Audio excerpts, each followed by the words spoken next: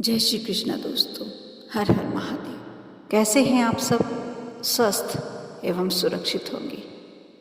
कार्तिक माह, त्योहारों का माह, दान धर्म का माह, पुण्य कमाने का माह, साथ ही माँ लक्ष्मी की कृपा पाने का माह। आंवला नवमी, अक्षय नवमी ऐसी तिथि है कार्तिक माह की जो यदि हम उसमें कुछ भी करें, पूजन करें, दान करें, जो भी करते हैं उसका हमको अक्षय होकर फल प्राप्त होता है। अक्षय नवमी कहा इसलिए जाता है, आंवला नवमी होती ही इसलिए है। आंवला नवमी पर आंवले की वृक्ष की पूजन का विधान होता है। यह 12 नवंबर को पड़ रही है। इसका शुभ मुहूर्त इस प्रकार है, इसके पूजन का मुहूर्त 12 नवंबर को शुक्रवार के दिन 6:50 से शुरू हो रहा है। साथ ही दोपहर 12:10 तक पूजन कर सकते हैं आप। बहुत शुभ योग है। साथ ही 13 नवंबर शनिवार 5:30 तक आंवला नवमी रहेगी, यानी माना तो 12 नवंबर को ही जाएगा। आंवला नवमी के दिन आंवले के वृक्ष के नीचे भोजन बनाने और भोजन करने का विशेष महत्व होता है। आंवला नवमी को भगवान विष्णु ने कुष्मांडक दैत्य को मारा था। इस दिन ही भगवान श्री कृष्ण ने कंस वध से पहले 3 वन की परिक्रमा की थी। आज भी लोग अक्षय नवमी पर मथुरा वृंदावन की परिक्रमा करते हैं। संतान प्राप्ति के लिए इस नवमी पर पूजा अर्चना का विशेष महत्व होता है। इस व्रत में भगवान श्री हरि का स्मरण करते हुए यदि रात्रि जागरण किया जाए तो अक्षय पुण्यों की प्राप्ति होती है। अधिकांश सभी जगह आंवला नवमी के दिन महिलाएं स्नान करके किसी आंवले के वृक्ष के नीचे जाती हैं। उसके आसपास की साफ सफाई करने का विशेष फल होता है। आंवला वृक्ष में शुद्ध जल अर्पित किया जाता है, कच्चा दूध अर्पित किया जाता है और पूजन सामग्रियों में वृक्ष की पूजन की जाती है। उसके तने पर कच्चा सूत या मौली से 8 परिक्रमा देते हुए लपेटा जाता है। कुछ जगह पर 108 परिक्रमा भी की जाती है। आप परिक्रमा देते हुए कुछ वस्तु का दान भी कर सकते हैं। जैसे परिक्रमा यदि आप 8 लगाते हैं तो आपको 8 वस्तु रखना होता है, और यदि 108 परिक्रमा लगाते हैं तो आप 108 कुछ भी ले सकते हैं। बादाम, मूंगफली के दाने या जो भी आप चढ़ाना चाहें, कोई भी आइटम कुछ भी दे सकते हैं। और इसको बाद में उठा कर आप सभी के बीच में दान कर सकते हैं, बांट सकते हैं, अपने परिवार में भी, और या किसी ब्राह्मण महिलाओं को, सुहागन महिलाओं को दे सकते हैं। टिक्की के पत्ते, ये सब देने का बहुत विशेष फल होता है। यह हम पूजन करते हैं अपनी सुख समृद्धि के लिए, हमारे संतान की सुख समृद्धि के लिए। और वृक्ष के नीचे यदि बैठकर पूरा परिवार भोजन करता है, इसका एक बहुत ही ज़्यादा उत्तम फल प्राप्त होता है। कहते हैं कि आंवले के वृक्ष के नीचे आप यदि भोजन कर लेते हैं तो 56 भोग लगाने का आपको स्वयं ही फल प्राप्त हो जाता है। भगवान श्री हरि आंवले के नीचे, वृक्ष के नीचे यदि आप भोजन करते हैं, उसमें ही आपका भोग स्वीकार कर लेते हैं, भोजन स्वीकार कर लेते हैं। ऐसा कहा जाता है, पौराणिक मान्यता ऐसी है कि कार्तिक शुक्ल पक्ष की नवमी से लेकर पूर्णिमा तक भगवान श्री हरि आंवले के पेड़ पर निवास करते हैं, इसलिए इस पेड़ की पूजन अर्चन की जाती है। अन्य तिथियों पर किए गए दान की अपेक्षा आंवला नवमी पर जो दान किया जाता है उसका अक्षय पुण्य हमें प्राप्त होता है। साथ ही ऐसा कहा जाता है कि आंवले के वृक्ष की परिक्रमा देने से ही हमारी सारी मनोकामनाएं पूर्ण होती हैं। दोस्तों, आंवले का वृक्ष इतना पवित्र होता है कि यदि इनकी पूजन कर ली जाए आंवले नवमी के दिन, तो सभी देवी देवताओं का आशीर्वाद हमें प्राप्त होता है। और इस दिन यदि व्रत रखा जाए तो संतान प्राप्ति होती है।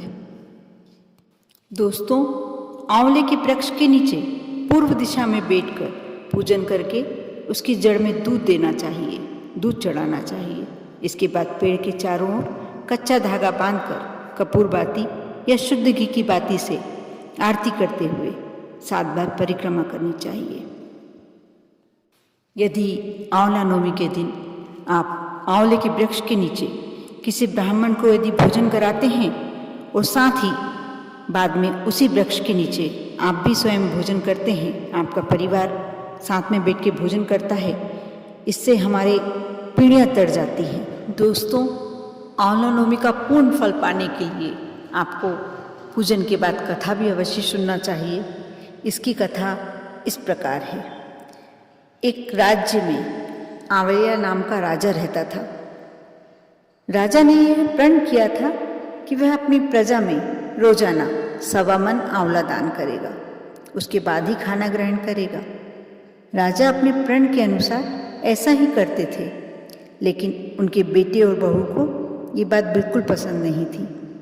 एक दिन उनके बेटे और बहू ने सोचा, राजा इतने सारे आंवले रोजाना दान करते हैं, इस प्रकार तो एक दिन सारा खजाना खाली हो जाएगा, क्योंकि ये आंवले पेड़ पे वृक्ष पे लगने वाले आंवले नहीं थे, ये स्वर्ण के आंवले थे। एक दिन बेटे ने राजा से कहा कि उसे इस तरह का दान बंद कर देना चाहिए।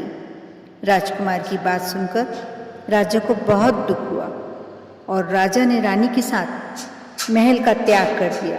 फिर क्या था, राजा आंवला दान नहीं कर पाए और अपने प्रण के कारण कुछ खा भी नहीं पाए। जब भूखे प्यासे 7 दिन हो गए, तब भगवान को उन पर दया आ गई।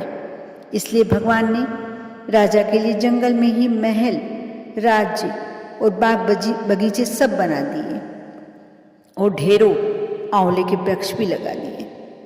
जब राजा रानी ने यह देखा कि जंगल में उनके राज से भी 2 गुना राज्य बसा हुआ है, राजा रानी से कहने लगे कि रानी देख, कहते हैं कभी भी सत्य का साथ नहीं छोड़ना चाहिए। आओ नहा धोकर आंवले दान करें और भोजन करें। राजा रानी ने आंवले दान करके खाना खाया और खुशी खुशी नए महल में रहने लगे। उधर आंवला देवता का अपमान करने के कारण और माता पिता से बुरा व्यवहार करने के कारण राजकुमार के पूरे दिन आ गए। उनका राज्य शत्रुओं ने छीन लिया। वह दाने दाने को मोहताज हो गए और काम ढूंढते ढूंढते अपने पिताजी के राज्य में आ पहुँचे। उसकी हालत इतनी बिगड़ी हुई थी कि पिता ने उन्हें बिना पहचाने काम पर रख लिया।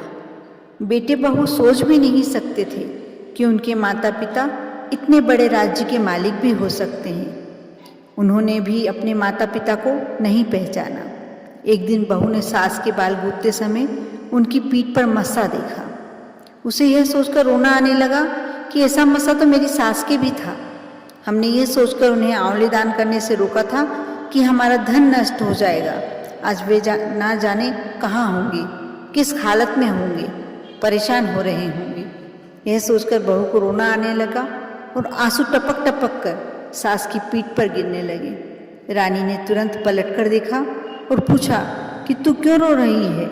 उसने बताया, आपकी पीठ पर जैसा मसा है वैसा मेरी भी सास की पीठ पर था। हमने उन्हें आंवले दान करने से मना कर दिया था, इसलिए वे घर छोड़कर कहीं चले गए। तब रानी ने उन्हें पहचान लिया, सारा हाल पूछा और हाल बताया। अपने बेटे बहू को समझाया कि दान करने से धन कभी कम नहीं होता बल्कि बढ़ता है। बेटे बहू भी अब सुख से राजा रानी के साथ रहने लगे।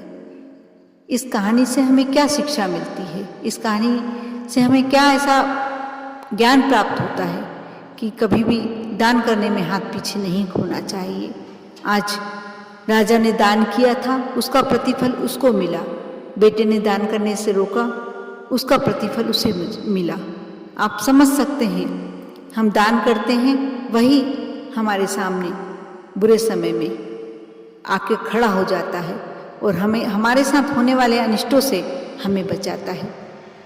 इस प्रकार कथा सुनने से आपको पूर्ण व्रत, दान, पूजन सबका फल प्राप्त होता है। साथ ही में एक छोटा सा उपाय बताने जा रही हूँ, जो आप आंवला नवमी के दिन करते हैं। यह शिव महापुराण का एक छोटा सा उपाय है।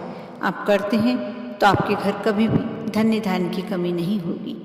आप आंवला नवमी के दिन शुभ मुहूर्त में जब पूजन करने जाएं, जाके पूजन कर चुके हों, तब अपना पल्ला पसार कर आंवले के वृक्ष के नीचे खड़े हो जाएं, जो उसमें छाल लगी होती है।